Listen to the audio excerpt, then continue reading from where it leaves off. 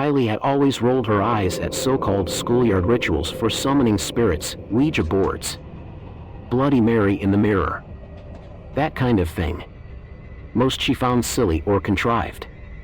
But the hype around Charlie was different, spreading like wildfire among her peers.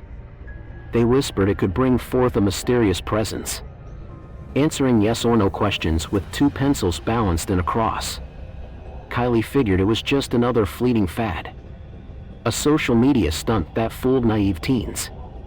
Yet ironically, that was how many of her classmates felt until rumors sprang up about freaky experiences, pencils spinning wildly, unexplained knocks at night. Kylie, though a skeptic, found her curiosity piqued once a friend insisted the game had turned terrifying. She reasoned that many rumors on social media were faked or exaggerated, but a seed of doubt nestled in her mind.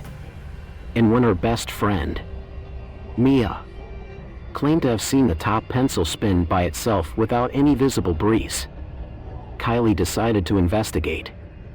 After all, she was a junior in high school who had always craved a rational explanation for paranormal claims. How complicated could it be? A pencil perched on another pencil, with yes and no scrawled on paper, no way it was actually summoning demons. Yet the more Kylie learned about the Charlie game, the more unsettled she felt. People repeated that one must always say goodbye at the end to close the door. They said that if you disrespected Charlie, you might open your life to a malicious force that could linger. Most people laughed it off, but Kylie spotted caution in Mia's eyes. Then, a few weeks prior, an older student, Lucas, allegedly tried the game in the library's back corner, only to be found later that day trembling in the bathroom, muttering about hearing whispers in empty halls. He wouldn't talk about what exactly happened, but his friend said the pencils spun so violently that the top one flew off the table, and weird knocks later followed them home. Kylie chalked it up to teenage theatrics, but she had no idea that soon she'd be at the center of an experiment in which the boundary between rumor and reality would irrevocably blur, unleashing a destructive presence from beyond. Thursday afternoon, the final bell rang, releasing hundreds of students into the mild sunshine. But for Kylie and her small group, Mia, Dawn, and Tasha, school wasn't over. They'd agreed to gather in the drama classroom after hours, a spot known for its creaky stage and hidden corners. Tasha had snagged the key from a teacher's desk, claiming it was for rehearsal. Instead, they wanted privacy to test Charlie without mocking eyes. Mia came armed with the usual implements, a sheet of paper on which yes and no were written in 2 columns, lines splitting the page into 4 quadrants. She brought 2 identical pencils sharpened to a near point so they'd balance easily. Dawn carried a phone to record potential movement. Tasha, half excited, half scared, insisted on turning off the overhead lights, flipping on only the stage's dim recessed fixtures. Kylie found the gloom comedic, but Tasha insisted it set the mood. Kylie herself felt uneasy but also determined to prove either natural or forced movement. She reasoned that subtle breezes or unsteady wrists caused the pencil to roll. She'd show them a stable setup and see if Charlie responded. So they arranged 2 desks together in the center of the stage, away from any potential draft from doors or fans. Tasha verified the air vents overhead were closed. They placed the paper carefully, ensuring it lay flat. Then Mia balanced the first pencil on top of the second at a perfect right angle, coaxing them to remain still. Don readied his phone's camera, stepping back to film from a vantage point. The 4 of them circled around the desk, pulses quickening. Tasha's grin belied nervous energy. Mia exhaled, saying, "We have to ask the question, Charlie. Are you here?" She raised an eyebrow, awaiting Kylie's confirmation. Kylie, crossing her arms, nodded. "Sure. Let's get it over with. This is just a silly trick. But something in the hush made the stage's air feel heavier, as if anticipating an unseen witness. Mia cleared her throat, leaning in close to the suspended pencils. Mia spoke softly, her tone half-laced with irony, half with genuine tension. "Charlie, Charlie. Are you here?" The four hovered, eyes trained on the top pencil. Silence reigned for a few heartbeats. Don stifled a laugh. Kylie thought she glimpsed a slight quiver in the pencil, but it might have been the table shifting. Then, so subtly it could have been a trick of the eyes, the top pencil rolled. Just a few degrees. Mia gasped. Tasha squeaked. The pencil inched toward yes. Kylie's eyebrows shot up. The table was not jostled. Right? Tasha was sure no one breathed too heavily. Once the top pencil pointed fully into the yes quadrant, it went still. Kylie's logic reeled. Could a subtle tilt of the desk cause it? Or a minor vibration? The drama stage had a wooden floor that was a bit uneven. Right? But the movement was eerily smooth. Deliberate. Tasha covered her mouth, half squealing. It moved on its own. Don captured it on video, zooming in on the final position. A hush settled among them. Mia, throat tight, asked the next question. "Charlie, Charlie. Can we ask more?" She tried to sound calm, but nerves crackled in her voice. Again, a short pause. The top pencil twitched, then wobbled into yes once more. Tasha let out a tiny whine. "This is freaky. Maybe we should stop." Mia, enthralled, refused. The entire reason they did this was to see if the phenomenon was real. Kylie, arms stiff, decided to jump in with a question to test a factual query. "Charlie, Charlie. Is Mia's favorite color red?" The group knew Mia's favorite color was actually turquoise. The top pencil swung, but only part-way. Yes region. Then it shifted uncertainty. Tasha sighed relief. Maybe it's all random. Then, in a sharper motion, the pencil glided toward NO, halting. Everyone froze. That was a more significant movement than before, as if the pencil overcame friction in a single jerk. Mia whispered, "It's correct. I don't like red." The hush in the stage thickened, a sense of intangible presence pressing. Excited yet unsettled, they fired more trivial questions. "Are we friends?" The pencil drifted to yes. "Is Tasha wearing pink socks?" No was correct. Each time, the pencil's response gained confidence, as though a playful, invisible hand flicked it. The hush around them grew more oppressive, and the overhead lights seemed slightly dimmer. Or maybe it was imagination. The possible spirit behind Charlie, Charlie seemed cooperative, even benign at first. Then Don, ever the risk-taker, asked something borderline disrespectful. "Charlie, Charlie. Are you just a stupid rumor?" Tasha's eyes widened in dismay. Mia hissed, "Don't antagonize it." But the question was out. For a moment, no response. Then the top pencil spun vigorously, flipping fully across the lines, landing in the NO quadrant with a mild slam. The hush soared. The overhead fixture flickered. Tasha shrieked. That single demonstration felt personal, as though an unseen force smacked the pencil. Don's bravado faltered, a tremor in his jaw.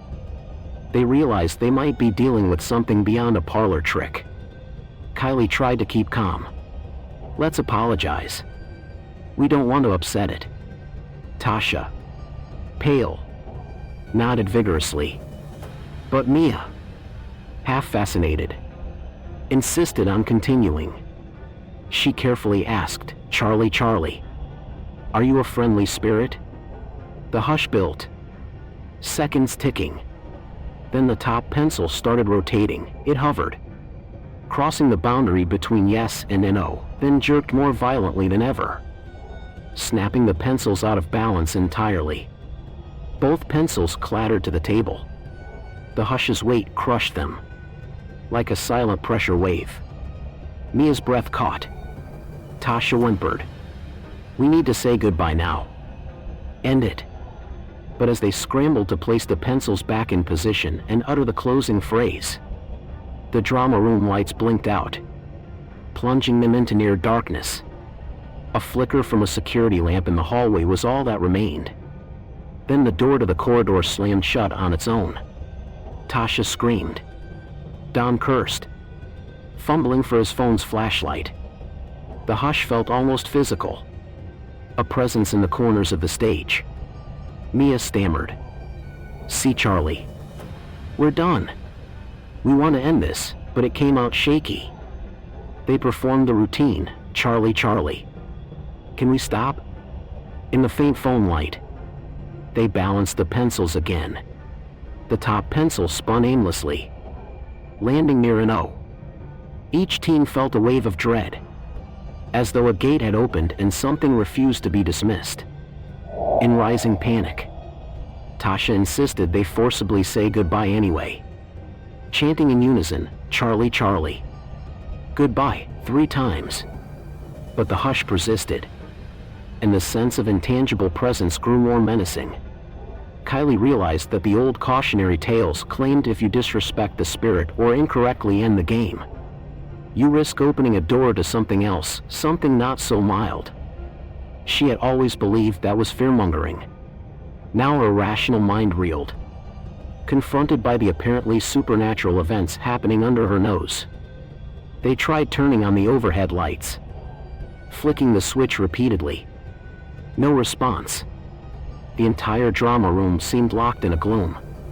The phone's clock read 8:47 p.m. The caretaker or teachers had likely left, expecting them to go out the front. But the corridor door was jammed.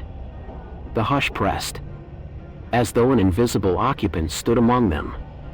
Mia demanded they push the door with all their might, but it wouldn't budge. Don hammered on it, calling for help. No answer. Suddenly, a faint giggle echoed from the stage corner, a childlike laugh. Tasha nearly collapsed from fright. Mia's eyes welled with tears, whispering, "This can't be real." They spun their phone flashlights toward the corner, nothing but a swirl of dust. The hush retreated slightly, replaced by a scuttling sound overhead, like footsteps in the rafters. Don pointed his phone upward, the beam revealing only black emptiness among the stage rigging. Another giggle. Closer. This presence no longer felt like the childlike Charlie. It felt bigger, older, malevolent, using illusions to toy with them. Kylie, teeth chattering, realized with dawning horror that their botched session might have unleashed an actual demonic force. Desperate, they formed a circle in the center, facing outward. Mia stuttered half-remembered instructions about reversing the game, cleansing the paper with salt or tearing it. Tasha rummaged her bag for anything resembling a protective charm. They carried no salt, no protective items. Don brandished the phone flashlight as if it were a weapon. Kylie took the pencils and snapped them in half, hoping that might sever the spirit's link. The hush quivered at the gesture. Then the corridor door rattled, as though someone pounded from the outside. The group whipped around, maybe a teacher. They scrambled to open it, but the door was locked tight. The pounding stopped abruptly, leaving only the hush. Time felt slippery, the hush warping their sense of direction. In the phone's flashlight beams, their own shadows looked elongated, twisting along the stage floor. Tasha gasped, insisting her shadow moved independently for a second. Mia told her to calm down, but fear etched everyone's faces. A low scraping sound emanated from behind the stage curtain. The hush spiked, tugging at their ears. Don aimed his phone. Stepping forward, Kylie hissed for him not to separate from the group. But he advanced carefully, peeling the curtain aside. The empty backstage area was cluttered with old props. Boxes. One box tumbled, toppling on its own, revealing a battered, old clown costume. Or so it seemed. The hush pressed, and in the half-light, it looked like the costume twitched. They retreated, unwilling to see more. The hush manifested as glimpses of movement in the corners of their vision, a fleeting figure. Mia insisted they try the corridor door again. This time, it creaked open an inch, then slammed shut from an unseen force. The hush roared momentarily, then receded. Tasha broke into sobs, saying she regretted everything. Don mumbled an apology for mocking the spirit earlier, suspecting that triggered an actual demonic presence. Kylie, straining to remain rational, tried to keep them united. "We must do something. There has to be a final closing ritual," she said. They recalled stories from older posts. If you fail to close Charlie Charlie, the demon linked to that name can linger, messing with illusions. Some accounts claimed you must burn the paper or finalize the goodbye properly. They quickly found the paper with the yes/no lines, which now lay partially crumpled near a desk. The hush deepened as they approached. Mia produced a small lighter from her bag. She insisted they burn the paper and pencils. The group hesitated, fearing a reaction from the entity. But with trembling hands, Mia flicked the lighter. The hush rose to a near roar. They set a corner of the paper alight, reciting "We say goodbye. We close the door." The flame caught, curling the edges. The hush convulsed. The drama room lights flickered to life momentarily. Then a scream, not from a person, echoed in the hush, as if a monstrous voice shrieked from behind the stage. The flame guttered out. The hush still pressed. The partial burn left a portion of the yes/no still intact. Mia, panicking, tried lighting it again, but the lighter's flame refused to catch, as though the hush itself smothered it. Driven to extremes, Kylie realized they might need to physically exit the building. Get outside, away from the hush's domain. If the corridor door was locked by supernatural means, perhaps an emergency exit or a window in the drama room was simpler. Tasha pointed to a small, high window on the side. They dragged a bench under it. Don climbed up, shining his phone outside. The glass was sealed, but maybe breakable. He hammered gently, reinforced glass. The hush rolled around them, mocking their attempts to escape. The childlike giggle returned from the stage, or somewhere overhead, as if the demon wore multiple voices. Time stretched. The hush stifled their sense of place. Tasha slumped in tears, believing they might be trapped until dawn. Mia, however, recalled a rumor that if you last until the next sunrise, the demon's power in that place may wane. She suggested waiting it out in a corner, ignoring illusions. But illusions turned more aggressive, a phantom hand tapping each of their shoulders from behind. Scurrying noises across the ceiling. The hush conjured faint whispers. "Join us, you have no way out." The group's morale faltered. Desperate, Don mustered the last of his phone battery to film the bizarre phenomenon. The camera caught fleeting orbs in the corners, flickers of light near the burnt paper, silhouettes crossing the stage. They tried chanting the original Charlie Charlie lines backward, apologizing profusely. No effect.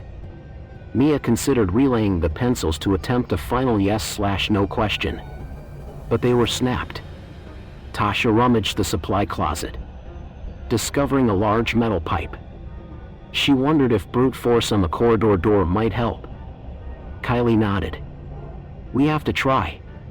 If we can break that door or the lock, we can get out. Let's do it together. They approached the door. Hush swirling. Don used the pipe as a lever near the door's latch. The hush roared, as if an intangible wind battered them. The door gave a bit under heavy force. Tasha shrieked at repeated illusions of a shadow child behind them. At last, with a final heave, Don pried the latch from the frame.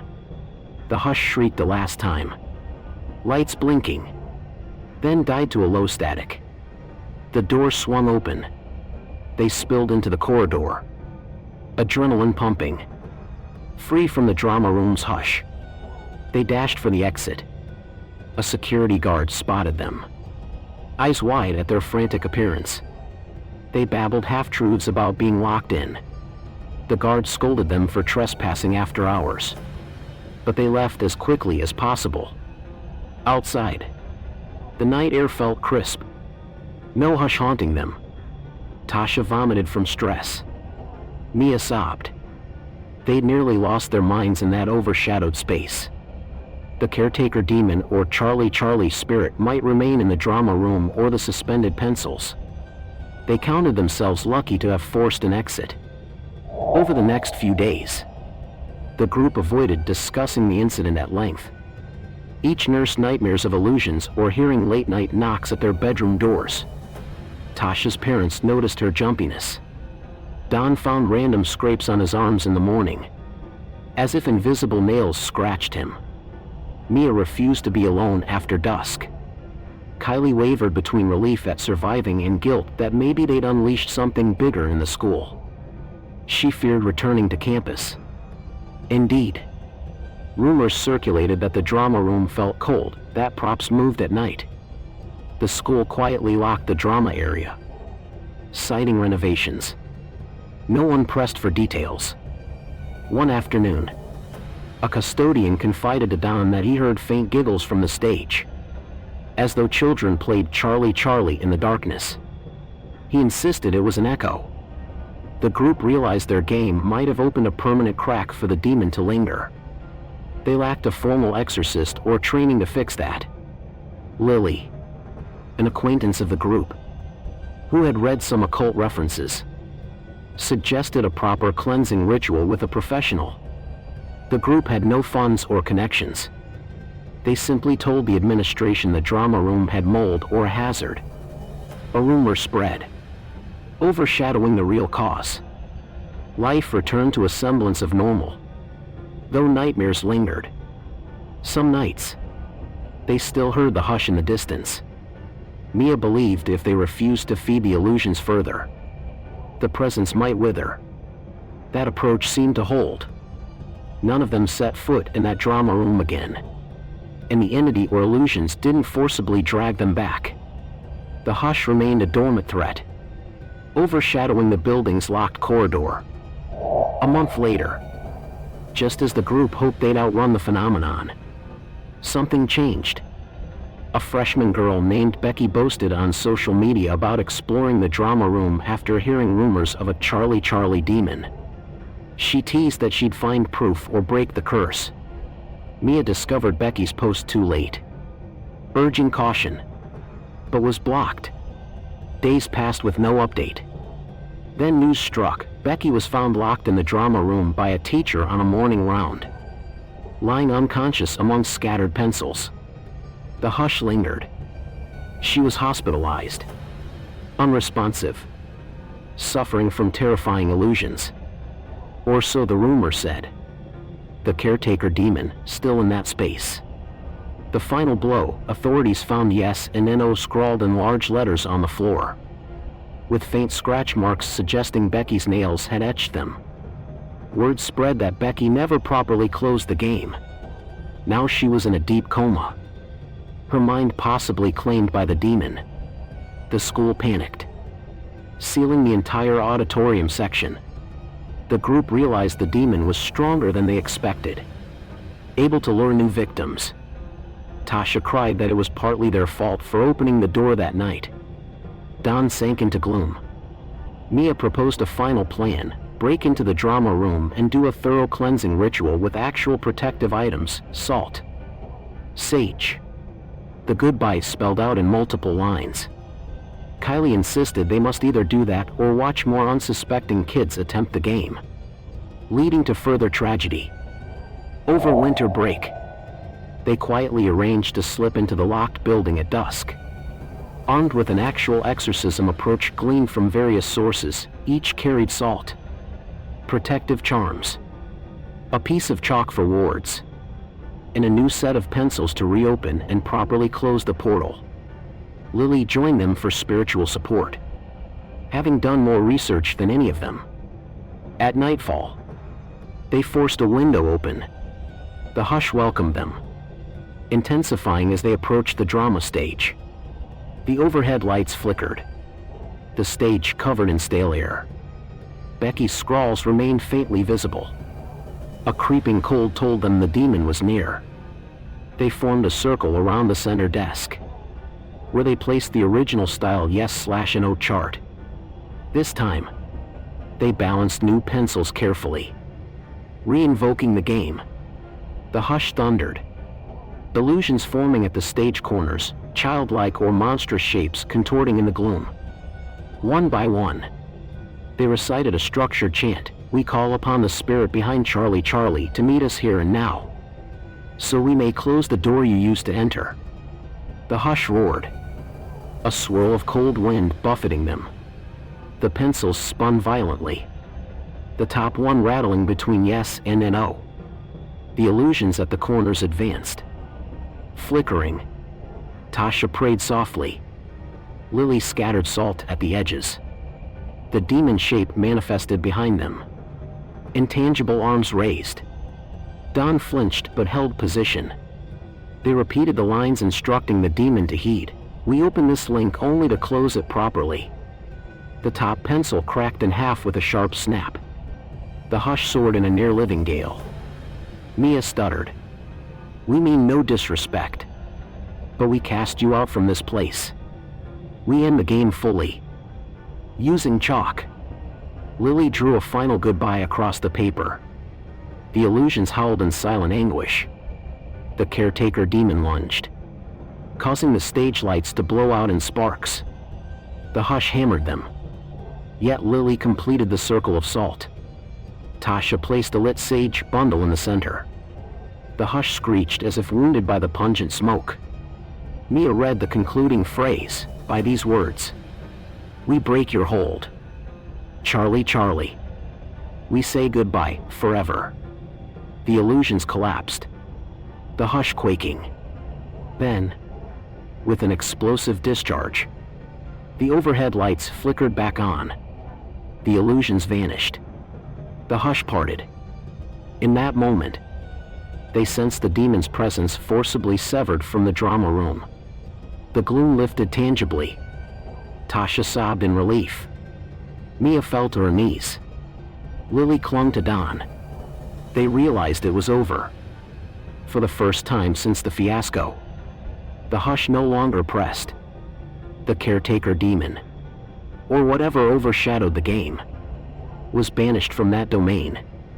They left the building swiftly, each trembling from the near meltdown. No illusions trailed them. No childlike giggles echoed in the hall. The caretaker was gone. In the following days, the drama room's atmosphere felt normal again. Eventually, the administration reopened it after thoroughly investigating the vandalism. Becky, though still in the hospital, began to stir from her coma, showing signs of recovery. Some believed a dark cloud had lifted. The group quietly breathed relief, though they told minimal details. Word circulated that some seniors performed a major cleansing, but most students dismissed it as rumor. Tasha, Mia, Dawn, and Kylie all resolved never to toy with Charlie Charlie or similar rituals again. Becky eventually regained consciousness, only hazy on the events. She recalled hearing a voice urging her to keep playing the game until the doorway was wide. She expressed gratitude that something shifted, letting her mind free. She had no memory of the caretaker demon's visage. Fortunately, her parents took her out of the school, moving away to ensure no relapse. The rest of the group pressed on with classes. A deeper sense of humility about the supernatural. Kylie realized how easily a supposed party trick or YouTube challenge could expose them to real horror if an entity used it as a gateway. No further midnight illusions plagued the halls. The hush, once so tangible, receded into memory. Each friend was left with mild nightmares that tapered over time, replaced by a cautious respect for the unknown. The pencils and chart they used were destroyed entirely, burned under the full moon for good measure. Months passed, with Charlie mania fading from the school's collective mind. Senior year ended. Mia, Tasha, Dawn, and Kylie parted ways for college or jobs. The story of their night with the caretaker demon remained a whispered secret among them. But the rumor of Charlie lingered on social media. New teens always trying the two-pencil trick, unaware that in some corners of the world, the caretaker demon might be listening. One final code arrived for Kylie weeks before she left for university. Late at night, she was packing boxes when her phone chimed with a text from an unknown number. She opened it to see a single line, "Game," accompanied by a photo of a blank sheet with the words yes/no scrawled in shaky pen. A chill soared up her spine. She swiftly blocked the number, tossing the phone aside. The hush threatened to edge in around her bedroom, but she refused to yield to fear. She recalled the cleansing. The caretaker demon had no hold over her domain. She forced herself to ignore it. In her last dream at that house, she saw a hazy figure standing behind a desk with two pencils balanced, beckoning her. This time, she turned her back, walking away. She awoke feeling a surge of empowerment. Some presences, once banished, can only linger as shadows in your mind. The caretaker might wander in search of new players, new gullible hearts. For her, the game was done, door closed forever. Yet out there, across countless high schools where bored teens spin pencils for thrills, the caretaker demon might crouch unseen, waiting to slip through once more. Only those who remember the group's final lesson, that Charlie isn't just a game, might resist the hush before it's too late. Before they open a gateway that can't easily be shut again.